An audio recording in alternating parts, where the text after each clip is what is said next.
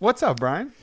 Aubrey Marcus, I'll tell you what's up. I come to your kingdom, your fiefdom, and it's a beautiful place. Thanks, and sir. I worked out yesterday. My body feels alive, Uh-huh. stimulated. And then I said I wanted a coffee, and I was hemming and hawing about what kind of coffee, and you said, let me take care of it for you. Very quietly, let me take care of it for you. Like the guru that you are. And right now I'm drinking the best coffee I've ever had in my life, and apparently there's no sugar in it. No sugar. Thank you. Yeah, a little hemp force active, a little hemp force recovery. I'm feeling active, Uh-huh. and I'm A little feeling MCT, a recovered. little butter, a little coffee. Oh, Not bad. fat running through my system, you filthy animals. That's the way we like it. We like to get you charged up and see Yeah. what happens. Yeah. Just keep. Well, you know what's funny is when you learn a little bit about nutrition, and I consider myself an expert because I've read 2 books and I've talked to 3 experts. So, of course, it's like by osmosis. And another thing about insulin that you don't know, a little knowledge with me goes way too far. And but you'll find yourself saying things like, "Gotta up your fat, gotta up your fat." I don't even know what that means, but in a way, I'm right. Yeah, 100%. Yeah. That's the crazy conundrum of our time is that fat was a villain and now fat is the friend. That's right. It's And been if like a total reversal. And a lot of it was because of a guy named Ansel Keys, who was a very charismatic physiologist out of Cornell University, I think, who did this 7 continent study, who basically went and said, I've studied the very shoddy work, but he said he had a very kind of powerful, commanding voice, and he was very, very persuasive, and he did some Good study. bone structure. From what I hear, he was charismatic looking. Picture me. The kid with had a more piece hair. on him? Yeah, he had a piece on him. He had a piece that was just testing his Levi's, tenting his jeans, like with me. And but he went around and said he did a couple studies on cholesterol and things, and found that Indian mill workers and various people were eating a primarily vegetarian or high fiber, low fat diet, and said that must be the culprit. We have an epidemic of heart disease in this country. So guess what? Low fat, high fiber, which really meant low fat, high carbohydrate diet is the way to go. Yeah. And so you had and it's amazing how one man with a bad idea and faulty science with a big voice can fuck up the physiology of an entire generation. With the fuel of the sugar lobby saying, hey, we got something else we can do here. We can put in sugar instead of fat and nobody will know And the they had difference. to. They'll get the flavor back That's because they'll exactly take all right. that flavor from the fat out and put it back in with sugar. So it just kind of coincided with That's right. industrial interests. But, the fucked up thing is then you look at areas like, there's a diet called the French paradox diet, which is the same kind of study where you look at what they eat in France, and it's butter and more butter. Right. They have like butter on top of butter on top of butter. A lot of fat. Yeah, ton of fat, Cheese and raw and by the way, cheese. meaty, fatty meats too. Yeah. No problem. They eat No whatever. problem, and they live forever too. Yeah.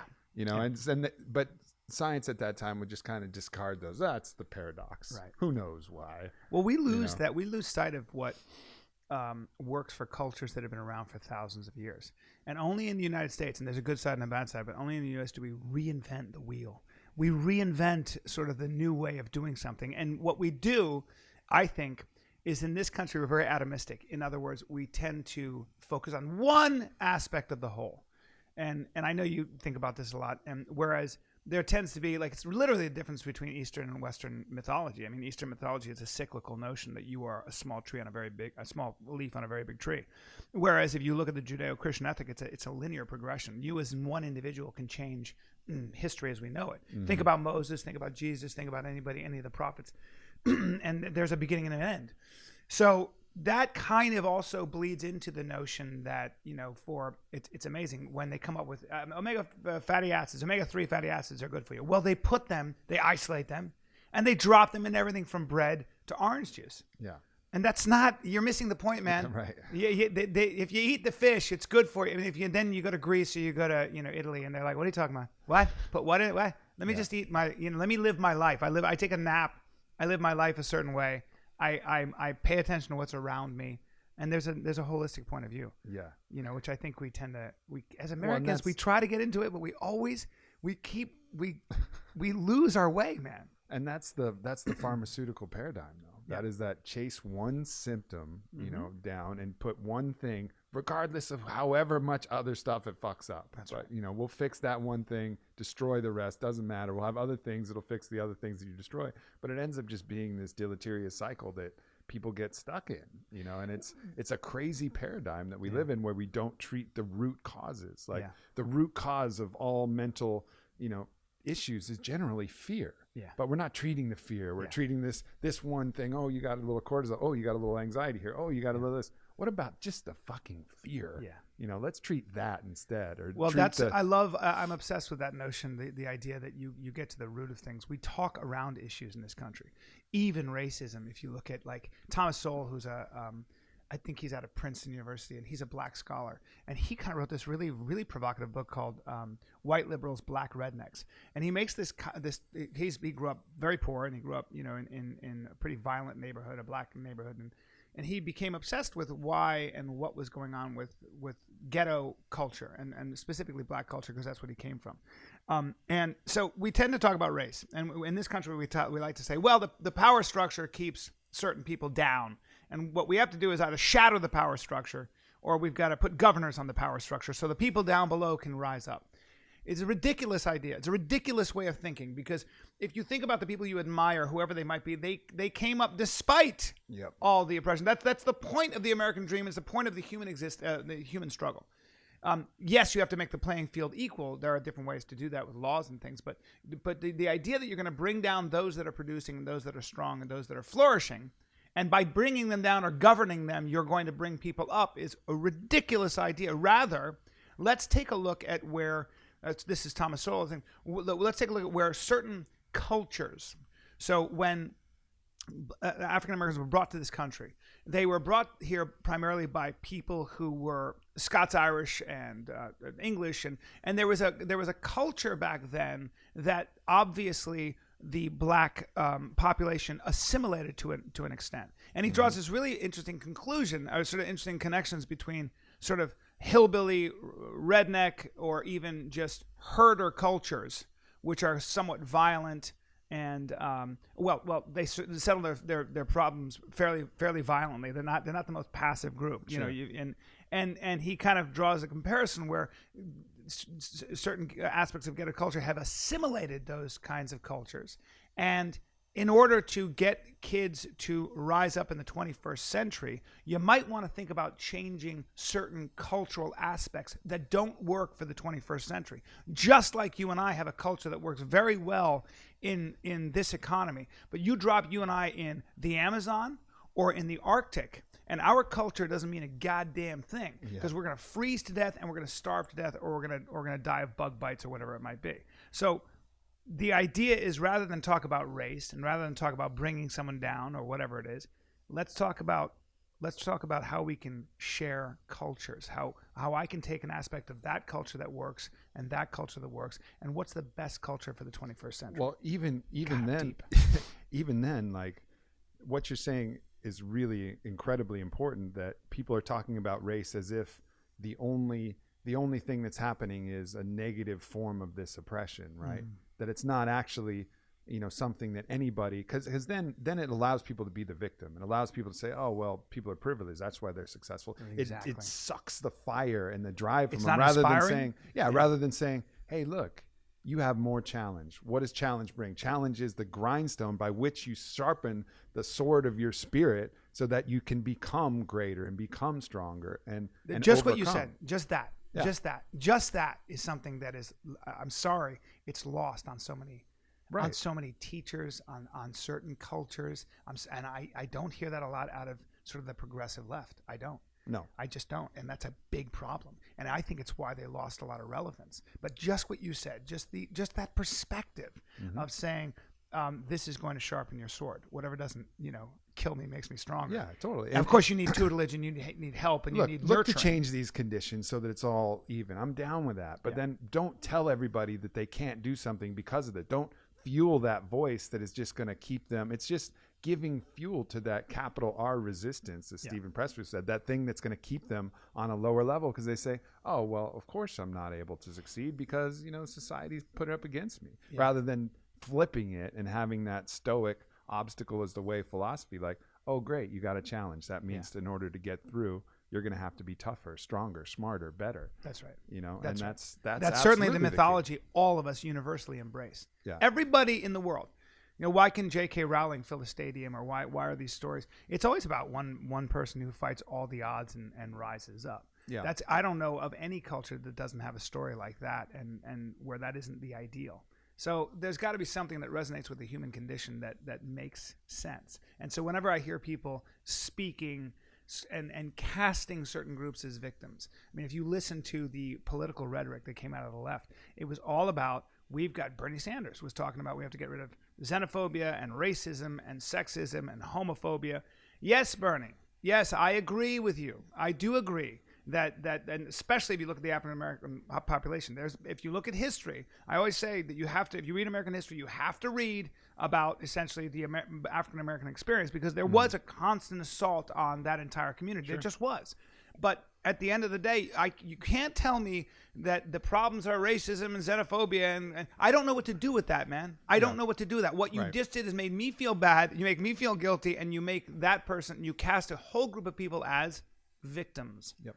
And so now what am I supposed to do that you've labeled these huge evils with these huge labels, and I have no idea what that even means. I see people who in the workplace who don't have any of those problems. They just want to get their work done. They're too busy.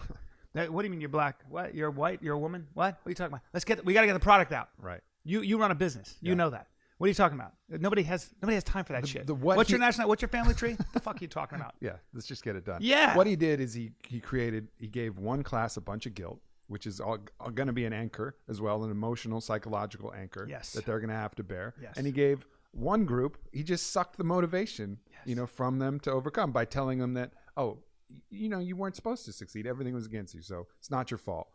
Uncle Bernie is going to take care of it. And I'm going to tax the shit out of people who produce. And then even that concept, like when you start to lose these metaphysical underpinnings, like the hero's journey, like these philosophical concepts, like the idea that you're going to tax all of the wealth away from the rich and give it to everybody, the act of taking something from someone is going to cause them to become more defensive. Yes. They're going to hide their money. They're going to move it overseas. Yes. They're going to fucking scramble to the weeds, and you're not going to get nearly as much as you think you're going to get. That's right. The way to get money from the wealthy is to convince the wealthy of other metaphysical truths that everybody is them living another life, and they should want to give their money. Yes. They should want to help people. That's the only way that they're going to bring all of that wealth that's in the fucking Cayman Islands that you're never going to find and bring it to bear and actually start to fix the world, is if they open their hearts and they want to. Not only that, but let's be careful even labeling who are the wealthy. I know a lot of people who weren't wealthy and now are wealthy. Yeah. I mean, somebody said to me, man, how did you do what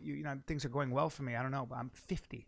And guess what? I'm on a TV show, and I have a great podcast, and I have a really thriving stand-up career, and I make lots of money.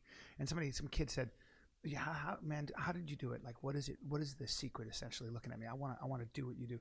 Well, I failed for a long time. I sat in traffic and didn't do well for a long time, like years, man, years, like 20 years or whatever it is, up and down, anxiety, all that stuff, stress. Yeah. That's what I wasn't wealthy. It wasn't, It's not like, it's always changing. So that's the other thing. It's just to realize that life is a verb, and that there is wealth, and all those things are mindsets. Yeah. They're mindsets. Man. Well, look what happens too. You look at those studies of what happens when someone wins the lottery. Like when you get it and you haven't earned it and you haven't forged the steel of your character in the process of failing and tempered yourself in that way, you fucking crumble. These people are not happy when they win the lottery in a couple of years. Tennessee Williams, the great playwright, wrote an essay called "The Catastrophe of Success," where he got really famous, and he was a writer. But he was a writer. I mean, he worked at a shoe factory. He was this gay man in the South. He was closeted. His life was struggle. It was so hard. I don't even think he had a father. He grew up poor, and he would write poems on the back of the shoes when he would the sort of the soul. This sounds like one of those things they did in Deadpool where they were playing games. Yeah. Oh, you had a house, you had a shoe. Exactly, and that's what it was. Yeah. And yet he found a way to make beauty out of nothing by writing these incredible plays. The Glass Menagerie becomes this huge hit, and he's got all this money, and he's in this hotel, and he said, I started to lose the ability to decipher between the gravy and the chocolate sauce that went on my ice cream. I couldn't figure it out. I had this ancient woman dragging a pail up to clean my bathroom, and I was embarrassed. She was cleaning up my mess. It made me feel less than. And it's an incredible essay about, you better be careful, because he says the wolf at the door is not struggle. It's luxury. Yeah. It's really That's really interesting. Another author, I've told this story before, but Dostoevsky, who was, he was on the firing line and for his rebellion against the Tsar, and then he got execution stayed, went to the Gulag and worked, and through that pain, in the Gulag, he came out and he started writing, and then he got famous, and then he got rich once he got famous. And then once everybody should read Crime and Punishment. When he was rich and famous, he realized he couldn't fucking write. He could write when he was poor and had nothing and was fresh off the Gulag. So he consciously went to the casino and gambled all of his wealth. I didn't know that. That's what The Idiot is from, right? I think he wrote The Idiot based on that. Yeah. And gambled it all away in a single night. Just kept pushing it in until it was all gone, and was like, now I'm broke again. Maybe I can write.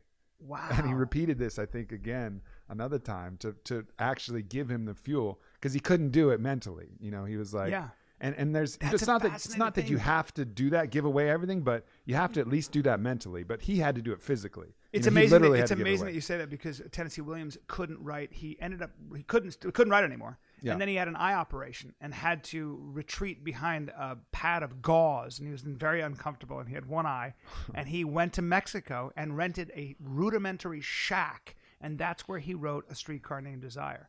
When young men ask me what to read, I always start with Joseph Campbell. Like a lot of times I say, just read everything by Joseph Campbell. Just start there. Yep. Start there, because he'll get you on your way to the hero's journey and sort of the power of myth and all that stuff. And because it all touches on these motifs. What the fuck is up with our school? Like, why don't we read the most useful stuff? I tell you why. Most of it, because most of our schools are based on the Victorian model. The idea that you have to put out good factory workers. The idea that you have to sit in think about how schools are run. Yeah. You sit in rows and you answer to a bell, and there are certain tests, and it's a very sort of rudimentary way of getting people to be good cogs, like in a machine. Assembly line. Good workers. Yeah, that's makes right. Sense. And of course, that's losing its relevance. And you see more and more. You see these kids coming out of very good colleges, $100,000 to $200,000 in debt, with zero transferable skills to the workplace. So now Apple is saying, let's create our own university. These people don't know you're wasting all your money and you're going into debt. That's bullshit. And so that's what's going on. You have two things going on in our schools. One is that, and the other is the sort of, somehow colleges have been hijacked by this radical. I don't know. I don't know if it's a Marxist left or there's this that whole thing going on. Like, come on, man. Yeah, so. And it's, you look at what, like in a utopia, what schools would be teaching people, like the really essential stuff, like the importance of the different ways that you breathe to alleviate stress. Breathing into your stomach. Instead of this shallow chest breathing. Like, teach kids about that. Yeah, you're stressed. Start breathing into your stomach. Simple shit of how to operate the human machinery, right? And actually maybe teach something about lovemaking and sex, so that kids aren't learning how to fuck by watching Pornhub. That would be like taking MMA fighters, teaching them how to fight by watching World Star Hip Hop. God, that's so interesting. Like, it's not the way. Right about it's not the way to tell people how to operate the human machinery to the best of their ability. Get real experts. Well, you're talking about teaching the art of learning. Yeah. The art of learning. Josh Waitzkin, the chess guy who's now obsessed with jiu-jitsu and trains with what's his name, Marcelo Garcia, and Josh wrote an amazing book everybody should read called The Art of Learning, and he talks about how you become a chess master and why he can play 50 people at one time, and how you get to, when you master something, you can chunk information. It's a beautiful book. But he has a school. I don't know if it's still open, but he opened a school, and he teaches children how to learn through chess. I think it's chess, jiu-jitsu, and music, I believe. Mm-hmm. And so because the process that you undertake, understanding rudiments, understanding sort of the base, getting a base first, and jumping from there, and there's a whole process. Position before submission, all basic that. Shit like that. Yes, but we don't learn that. I didn't. Yeah. Look, man, I grew up, and my mother would say, "You have to concentrate," and she didn't understand. You have to concentrate. I don't know what the fuck that means. What are you talking about? What do you mean? Yeah. I remember trying to go like this. I would do this. I go, let me concentrate. I couldn't. My brain was. I was all over the place. I was always fantasizing. Thank God, because that's how I make my living. I had an imagination. I wasn't interested in learning whatever it was that you were teaching me. I wanted to dream, and I wanted to wonder, and that was the way I was wired. And I had to move when I learned. When I write, I walk. I can't sit. So what about kids like that? Yeah. Well, I'll tell you what. Kids now, they put them on Ritalin. Mm-hmm. We've talked. This is nothing new, but this is the problem that we do that to calm them down so that they'll be good workers. And I think a lot of this is changing. I hope. I don't know. I think it has to. I think also, the times people are looking at the times with the president, and I know some people are still in favor of it, but a lot of people are feeling this and saying, "Oh, woe is us. This is terrible."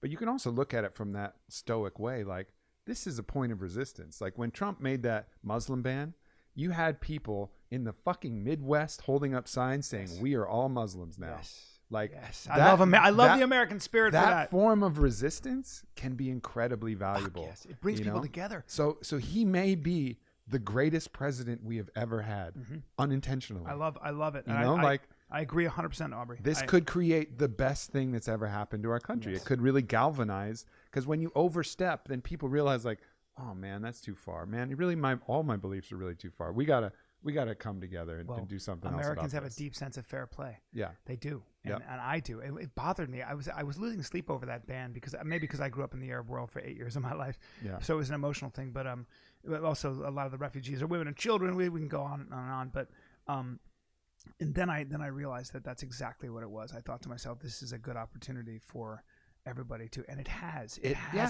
You've pushed Americans now, and they go, wait a minute, we've always prided ourselves as being a beacon of hope. That's what the Statue of Liberty is about. And you guys, this is not right. It's gone the other way. It's the best. Yeah.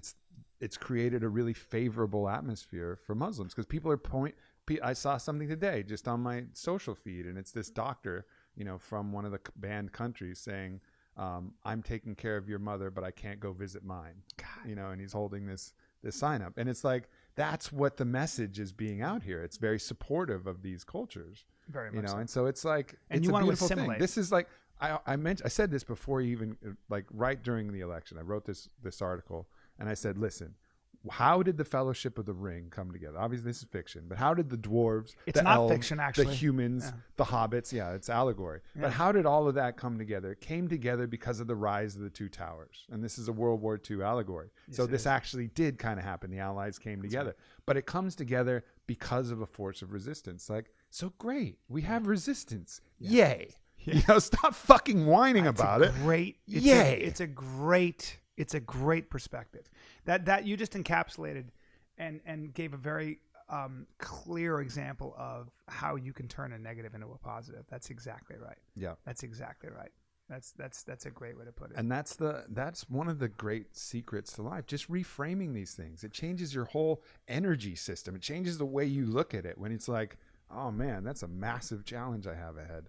Okay, good. You've got to be vigilant, right? The price of liberty is eternal vigilance. You've got to be vigilant too. The ironic sort of hidden, insidious danger could be, I think some of Trump's policies are going to work for the economy. I do think that less regulation and lower taxes and things could very well spike a boost. I think he's putting a lot of pressure on American companies to keep jobs here, which I think is always a mistake in the grand pantheon of things, because there are some countries that do things more efficiently, but that doesn't matter. The bigger, the more insidious thing to worry about and to keep guard of is if in 4 years we are doing very well economically overall, but his authoritarian measures have stayed in place. So we have a wall, or at least the construction wall. We still have this ban, and there's been no terrorism. The problem is people can tend to embrace an authoritarian because it seems like it's good for them. See Putin in the 90s when oil prices were spiked and Russia was doing so well. All of a sudden he becomes Papa Putin, and you forget that in fact you're all good with a strong man until you disagree with him. And one of the worries is that Sean Hannity was a fucking Trump cheerleader.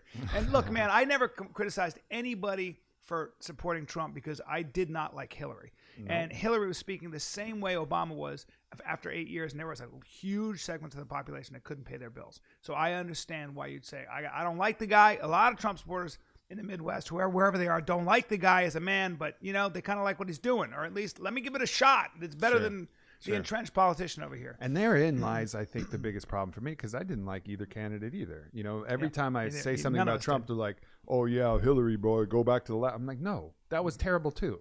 Like, exactly. There's two terrible options, and we're presented with a binary choice in what should be a fucking quantum world. Yes. There should be a quantum system where there's myriad choices, and all of them are valid, and all of them get airtime. Yeah. And you just look at the character of the human and the policy behind it, and then support that thing that really suits you. Mm-hmm. But this like binary choice, what I'm also afraid of, I see that potential option being bad, but the other option would be this massive swing back to the left where the whole country just goes, whatever the left puts out, whoever that is, we're going with that person. Isn't this the same way it goes back to Americans kind of going, well, omega-3 are good, let's put all of it in there. 100%. We go from one fucking extreme to another. It's unbelievable. Exactly. And then, but then maybe if they overstep that way, maybe then at that point finally they realize like, oh, if we go too far this way, we're dummies. If we go too far this way, we're dummies. Yeah. Let's break the yoke of this two-party system, come up with a new system that works. And I think there are a lot of people who are starting to,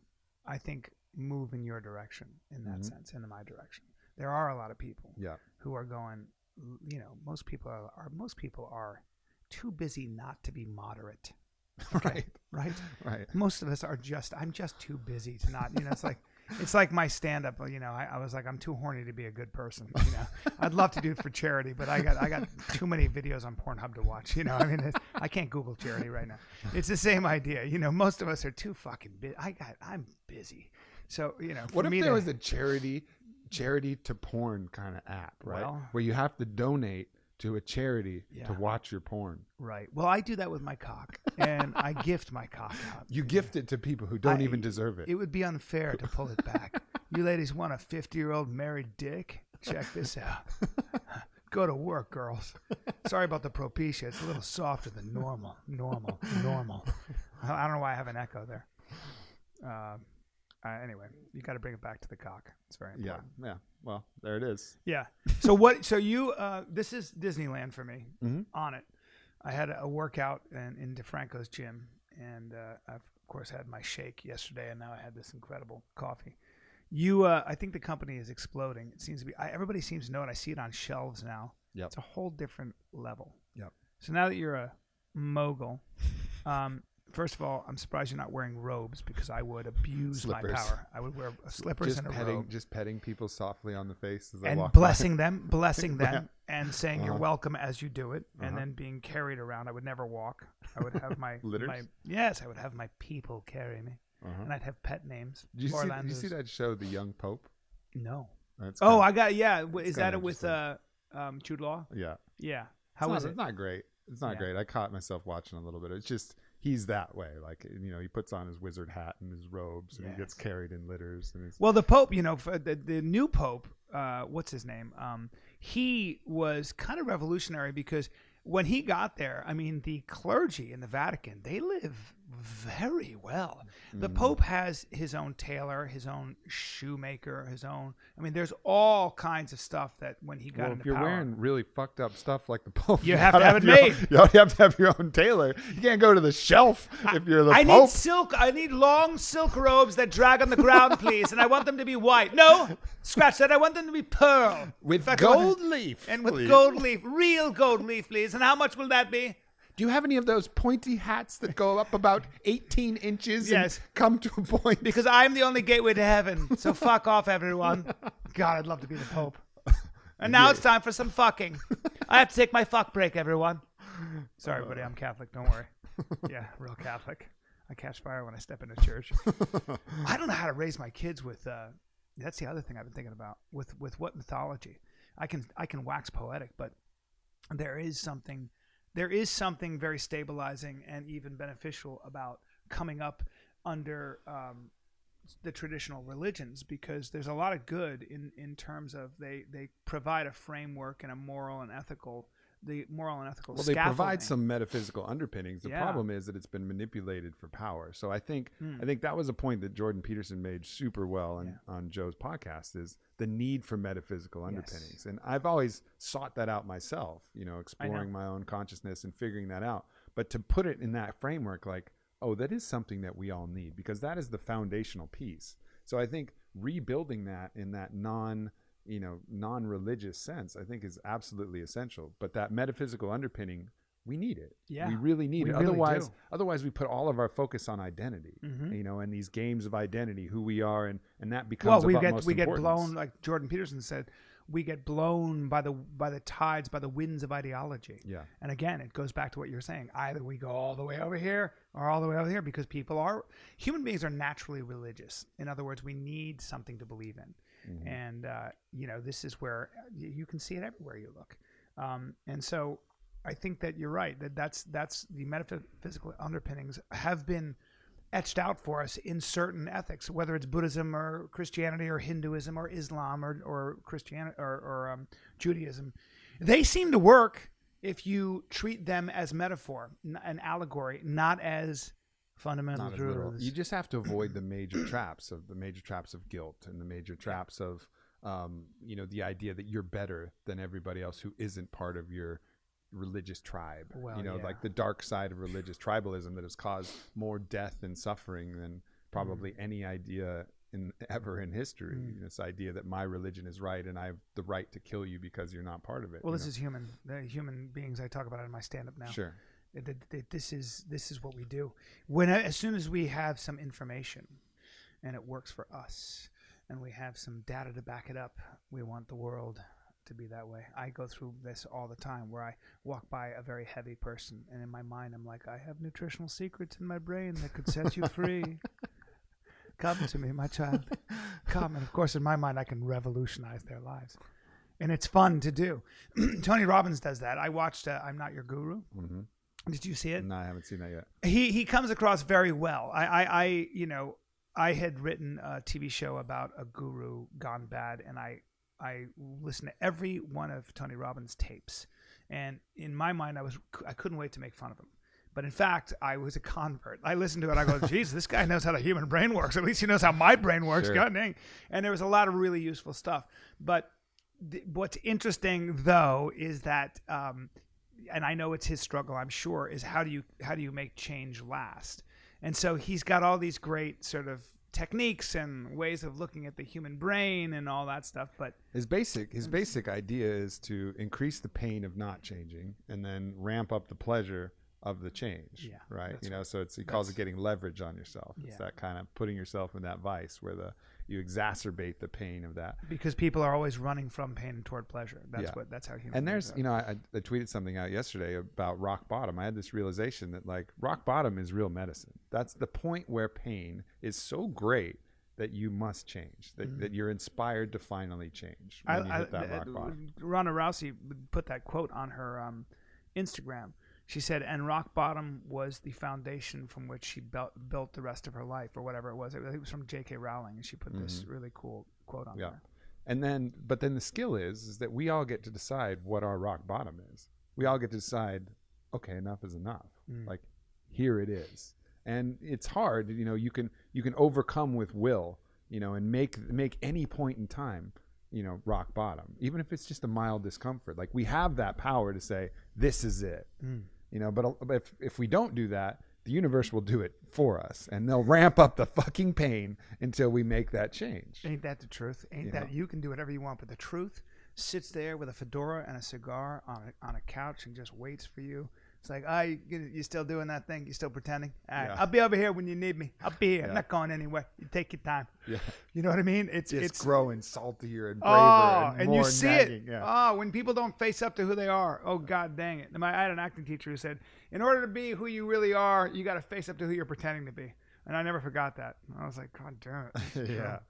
There's another good technique that Tony Robbins talks about, which is changing your primary question.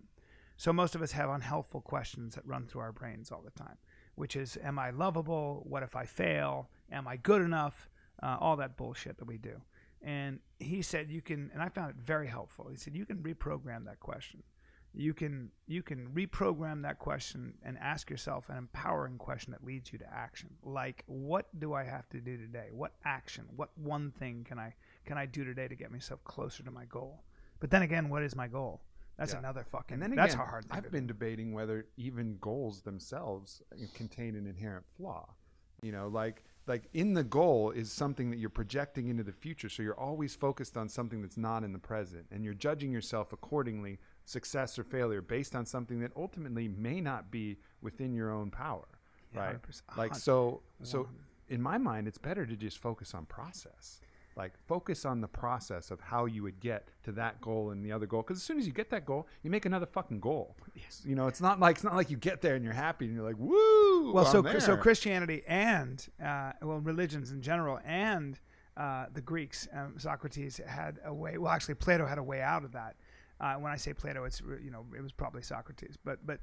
There are two ideas. One is Plato's forms, which is the idea that you can, and the same thing is the sort of the perfect man, which would be Christ, right? For Christians, the idea that you can never be what Christ is, because he's just too perfect, right? He walks on water and he's God, essentially. Mm-hmm. And so how can I be like him? Well, you can't, and it's exactly like Plato's forms, which is you can imagine a perfect man. Just like you can imagine a perfect horse or a perfect circle or a perfect square. But if you were to draw a perfect square, you'd never get it right. It'd be off, always just be off a little. Or same thing with a circle. You just always have a little bit off. So you can never reach perfection. But that doesn't mean you can't imagine perfection. So the idea is you'll never reach perfection, but you should always be reaching. I'm sorry, you'll never get there, but you should always be reaching for it. So keep that ideal in your brain. Know that there's no end. I mean, but listen. I mean, come on. Somebody asked me, what are your goals? I'm living my goals. I'm living my goals. I don't believe in that. I love that you said that. It's very important because it's so true. I spent so much time in Los Angeles, and here I am with my own TV show. I just got word yesterday, and I'm doing the Goldbergs, and and I get recognized by name now, and my podcast is huge, and my stand-up is better than it's ever been. Yay, Bryan, selling out, and it's a great feeling. I love it. I love people, so I love to be recognized and stuff. It doesn't get better than it doesn't. It might get more. It doesn't get better. It doesn't. It's not as though I'm going to have another Tesla and I'm going to be happier, or whatever it might be. Right. The rest might be, I suppose. If you make enough money, you are very good at satisfying your appetites. Lines get straighter, and the curves get fuller, and food is prepared to the umpteenth degree. There are things that satisfy your stomach and your cock and your mouth and your eyes. You have a better all of view. The orifice pleasures. Indeed. The pleasures of the holes. Yes, but you better not take that fucking struggle that got you there in the first place away. You're going to be in some trouble. Right? I mean, don't you are here. You are a young, handsome man. You've got all your faculties. You have the world at your fingertips.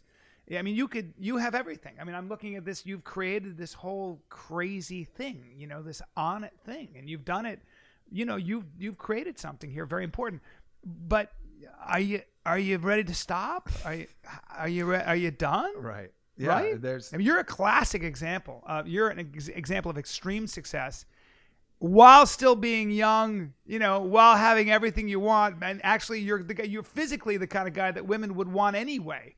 I mean, I'm not to blow smoke up your ass, but I'm very attracted to you, and I have a heart on. But you're a good case study. Yeah, you're a very good case study because here you are, Aubrey. You got everything you could ask for, and go. It's even more of a challenge not to look at what I've done and say this is nothing. It's actually, I go the other way and be like, what am I doing with my life?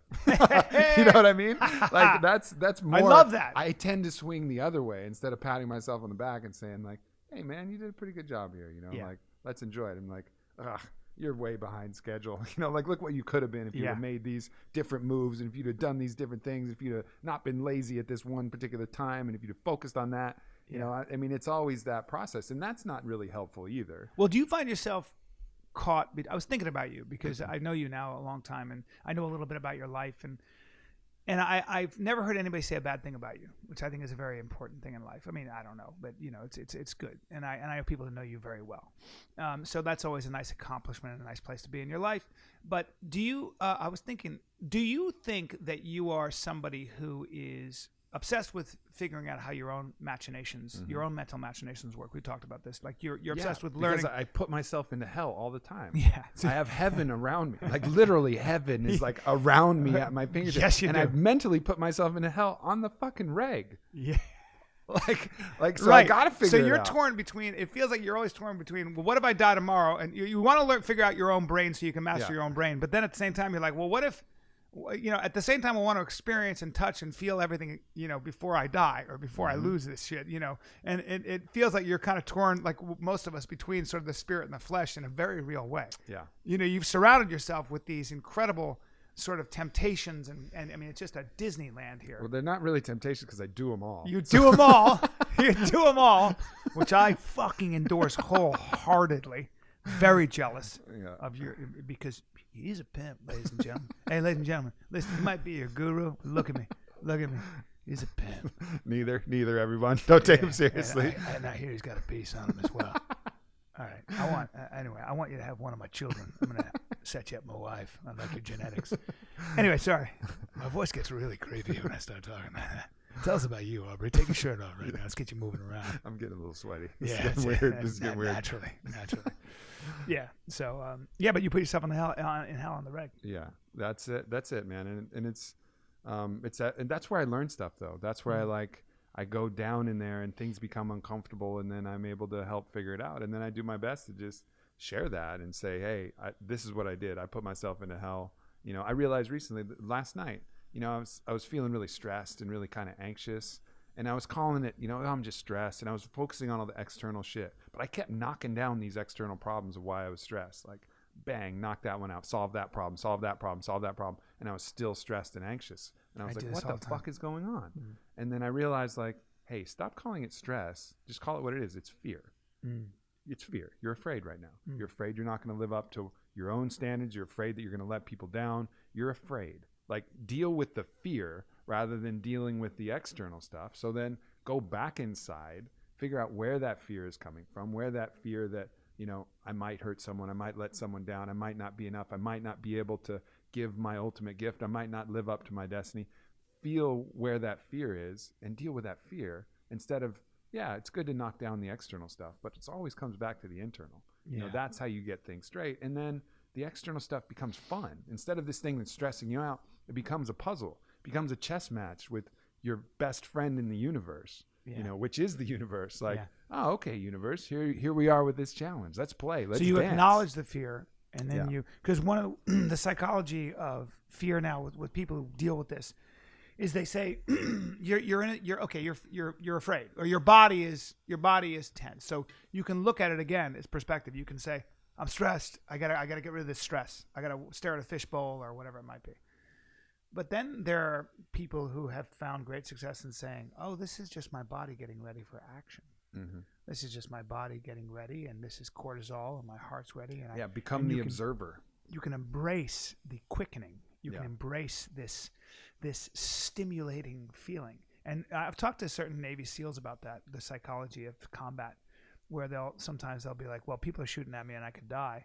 And then they go, wow, look at this. I'm really afraid. I'm my heart's racing and stuff like that. And I'm just going to go back to my training and operate within the framework of this heightened reality, which is, again, goes back to, if you try to fight it, nope, not going to work. Don't say you're not afraid, bro. Yeah. We all do. As men, we do that. Yeah. Fear is like a grizzly bear. You start running away from it, it's going to chase you down and eat you asshole first. Yeah. Like that's the only way it rolls. God, it's so true. Like the only chance you got is to stand and face and get as big as you can and look it right in the eye and say, here I am, and that's your best chance. And sometimes it is an actual bear, but a lot of times it's a fucking raccoon that's chasing you down that you think in your mind is a grizzly bear. You turn around, the raccoon's like, oh, wait, game's over. God. I'm going to run the other way. So true. Like very rarely is the fear actually, equal to what you're giving it, the weight that you're giving it. Life and death or whatever. Always standing and facing. And that strategy you mentioned of being the observer is a great strategy no matter what. Fear, anger, all of these things.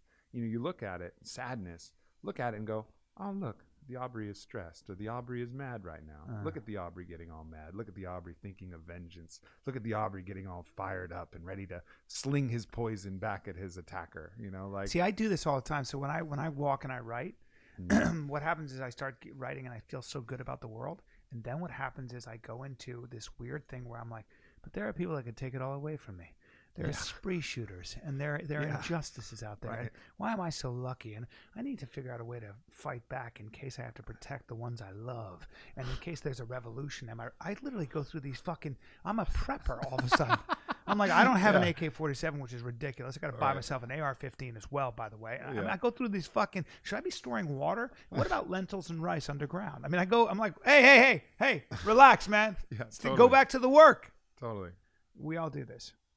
It's that interesting dance, it's like, another quote, I think it's Yogananda, is talking about like, you may control 1,000 elephants and have at your disposal an army of 1,000,000 men and all of these great feats, but nothing is greater than mastery of your own mind. Like that is the ultimate feat, to be able to get that to work in alignment. But see, my idea was always, I don't want to be bullied, so I want to learn how to, got to wrestle, got to be a wrestler, got a little taekwondo in case the bully wants to keep it standing. You know what I'm saying? Got to be ready. That's practical, though. I still box now. I'm sparring. And Brendan Schaub is like, why are you sparring? You moron, you're 50. You're going to hurt yourself. Because in case I got a situation, I got to see what's the punches are. It's ridiculous. And it's like that great, wonderful fable where the samurai, the shogun is coming into town. And he's got his army, and every time he would come into a town, he would make the entire town had to leave everything for him, food cooked and everything else, and he would come in and his men would eat. But anybody who was in the town would have their head cut off. And so the villagers all were like, hey, he's coming, let's get out of here. We go to the hills and wait till they leave. And there was a Buddhist monk who said, oh, I won't be leaving. And they said, are you crazy? He's going to kill you. And he said, well, if that happens, it happens. So there he was, the Buddhist monk in his saffron robes or whatever, as the great shogun rode in. And he said, do you not know who I am? I am the one who can cut you into 1,000 pieces without batting an eye. And of course, the Buddhist looked up and said, and I am the one who can be cut into 1,000 pieces without batting an eye. Yes! Yep. And the shogun let him go. Yeah. In reality, he probably stabbed him. But, I don't know. Well, in order to do that, I mean, there's always the shogun in our life, and we always have that choice to be the monk. And that's, again, where that metaphysical truth comes in. Mm-hmm. The monk who's experienced consciousness at that level, understanding that this physical form is temporary anyways, and what he truly is an invincible force that's animating this body, animating this identity, then, at that point, you can get cut. It's going to be a little painful, but when you're in that mindset, I mean, these are monks that self-immolate themselves. They light themselves on fire intentionally. Yeah, and that's where I think at 50, I think I've learned that truly, not just intellectually but emotionally and philosophically. I used to always have a great deal of trouble not being able to adhere completely to the idea of strength first. If you fuck with me, I take you out. I'm not talking about me. I'm just talking about from a geopolitical point of view, or just in general as a man. There's a great deal of cultural pressure that is put on you to react that way. But then when you take a different look, so a larger way to look at it is, you may want to. Let's just take the refugee crisis. We want to keep things safe, so we want a blanket ban on all these could-be terrorists who come into our country. So let's have an extreme vetting process. Never mind that it was 7, I think, agencies that have to vet you, and it takes about 2 years. But forget that. Let's just ban them all in case, just in the name of safety. Okay. So safety becomes your god. Safety is the idea that we could have somebody come in and kill us. Is that trumps everything else, including our principles. Okay. So it no longer becomes how you think. What's way more important is how you think, not what you think. Because you'll find a lot of times that you may think something different than your enemy. And in this case, it could be a young man who's in ISIS, or it could be a terrorist, or whatever you want to call it, or just say a young radical Muslim man in this case, just because it's relevant. Well, okay. So I suppose he thinks what he thinks is obviously perverted and doesn't work. And if he's killing people and cutting heads off, he's got to be stopped. I'm all for it. Let's get Tim Kennedy in there and fucking take him out. But remember that, in fact, your methodology for stopping that person, whether it's a blanket ban or bombing, him and everybody he knows. You may very well be thinking exactly the way he thinks. You just have a different target. And so you have to keep that in mind. Are you thinking the same way your enemy is? Is your thinking as corrupt and as bankrupt?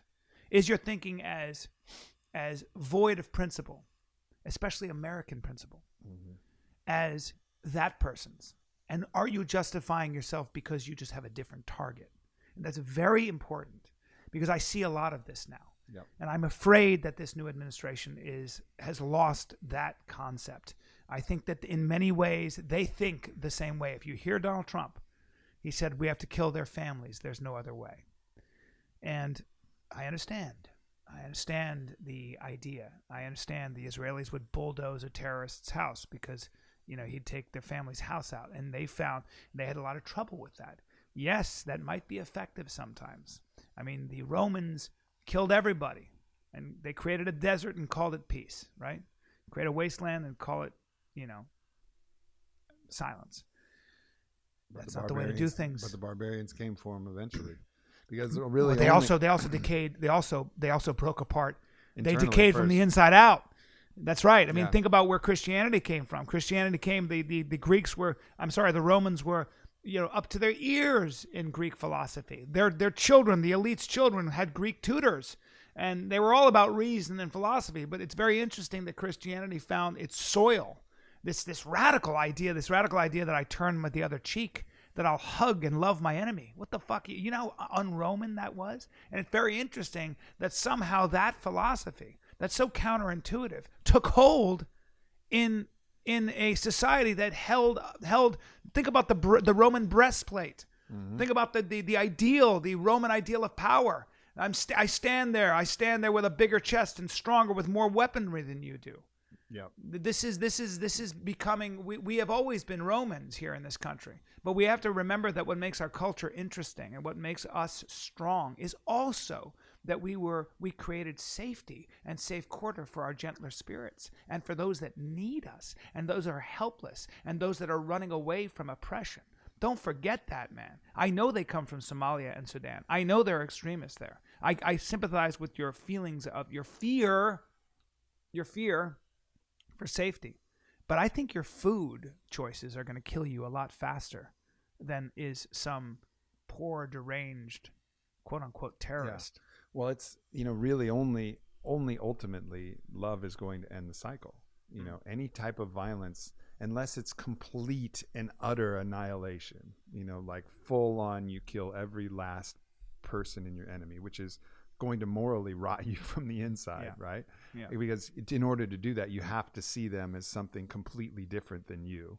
You have to almost take that Westworld perspective. Well, isn't that funny how we do that? These are the hosts. These are these people. They're different than me. We can destroy them because of this thing. They deserve it. We have to dehumanize them, right? All groups that kill other groups dehumanize, don't they? Yep. They all do that. Because people want to think of themselves as good. Yeah. And in order to think of yourself as good and to do horrible things, you have to make them other than you. Yes. Because you can't do that to you and still think you're good. You hear a lot of Americans. I mean, I heard this American guy saying he was a soldier and he was saying, I've seen these Arabs and how they treat their children. They kill their own children. All this bullshit. And he was indoctrinated. He was an idiot, and he saw some bad stuff, and so he again applied a whole blanket. You have to do that to your enemy. You have to. You have to. And it's not that some of that isn't justified, and it's not that if there is one particular terrorist coming in with a gun, someone shouldn't snipe his ass. Fuck yeah. It's not like if someone breaks into your house, you say, "Oh, I'm sorry. You must need. I'll shoot that guy in the face. You must need to rape and take some of my stuff." No, you fucking shoot him. That's right. I own guns for that reason. But ultimately, collectively, the default has to be love and support and a recognition of the consciousness of that other person. That has to be like the base level, and then take specific instances where you must take action and then take action. But what you just said is very important too. So you just tag that with love of the other person, right? So it's very important because love can also galvanize armies. So love of their way of life, love of their culture, love of their propaganda, love of their mythology, love of the way they do things is that's how you create ideology in your young soldiers. That's how you get them to they're on the side of the good, and look at what the Japanese did to the Chinese in Manchuria. Well, the Chinese eat their own children. They eat their own children, and they're subhuman. Guys, go make the world a better place and make it more Japanese. And they did horrible things. Yeah. Because they were missing that last thing that you said, which was there is something called universal love. That's kind of what's interesting about monotheistic religions, because the idea is that if you all come from the same Father, if there's one God, it means we all come from the same Father. So that must mean that ultimately we are all of the same moral worth, because we're all brothers and sisters. That's a very powerful idea. The problem with polytheistic mythologies, and I have respect for them to an extent because there's value there, but the polytheistic mythologies tend to depend on not only various gods and how much they like you in the moment, but it also tends to create something like a caste system. I mean, the caste system is still pretty much alive and well in India and places where, and for that matter, in Thailand and places. That's one of the things about Buddhism, is that you can take on a higher or a lower birth. Yeah. And the Greeks to an extent had some of that as well. But I do think that there's something to be said about this universal approach. You just got to have that one basic metaphysical truth that we're all the same living a different life. We're all the same living a different life. Build everything else upon that, and you can go wild. Yeah. But that when you default back to that, then you can't do shitty things to other people, and you can't do shitty things to the planet that's going to affect other people too. Like just have one. Like when you're talking about these metaphysical underpinnings, just start with that one. Like you get that one right, and the rest of it falls. The rest of it falls in place. That prevents the caste system. That prevents the unnecessary violence. That prevents the dehumanization. That prevents so many of these other things. And I think that's where the plants and where meditation and where these accessing higher states of consciousness can go. Even MDMA. Like you literally. I want more. If you sorry, if you sorry, that just popped out. If the Japanese, if a couple Japanese guys sat in a room with a couple Chinese guys back before the rape of Nanking, and they all took a bunch of MDMA and just looked at each other for a little while, they'd be like, man, I just like that let's get some fucking sushi. I just appreciate that the rape of Manchuria. I think it's also important to know about those things. Yeah, some crazy shit that's gone on in our world, and hopefully now I'm optimistic, man. I'm really optimistic. I was going to ask you. That was my next question. Yeah, I'm optimistic. I think this is that kind of one of the main final pushes of resistance before, we really start to open up. And I think it's going to get a little gnarlier. Mm-hmm. But I also see like like when Gandalf came in riding in on his horse, just when the orcs looked like they were going to take out everything. Yeah. I really think those are the plants that are coming to our aid. That's, marijuana, psilocybin, ayahuasca, all of these plants, wachuma, these are all finding their legal venues now and becoming, all the clinical studies and all the data that are coming out about the benefits. They're riding in like fucking Gandalf here as well to help open up the consciousness, open up the hearts of individuals. Because I think the world right now has a consciousness problem. That's it.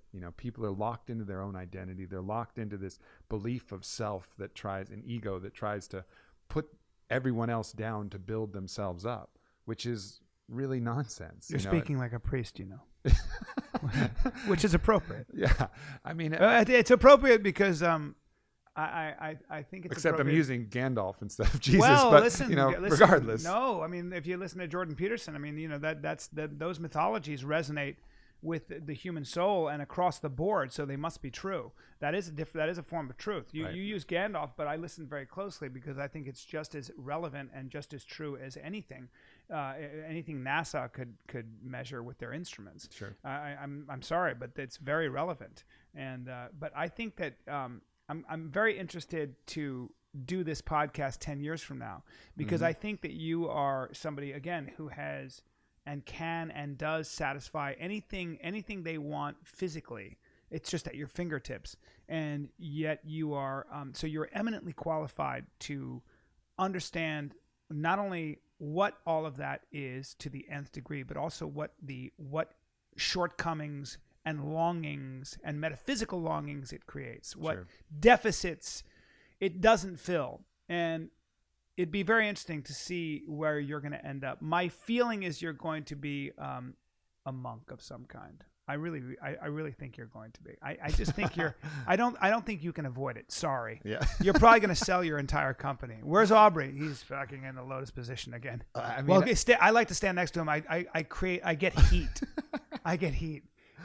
Let me touch him. I mean, that it's interesting that you are. I mean, I do. Do you feel that? I do crave a certain element of solace and like communion with just myself and nature, and I feel that building. But I also love the fray, and I think that desire to put myself right in the midst of the shit, that's as strong as ever. Too. Yeah, I know it is. It's this kind of balance of like monk sometimes, and then riding right out into the middle of the heart of darkness. I think that urge is what I'm saying. Is I know that. I think that urge to ride into the heart of the darkness will start to lose its hold on you more and more. And I think it probably already is. I don't know. Well, hey, listen, the night's still young. Fast forward 10 years. Let's go do some fucking. You and me, I'm just popping Viagra at 60. I'm shredded. I'm just fucking roided to the gills. The thing is, I'm so committed. I really want to be a force for positive change. And the thing is, like, people don't want to, people can't see themselves as a monk.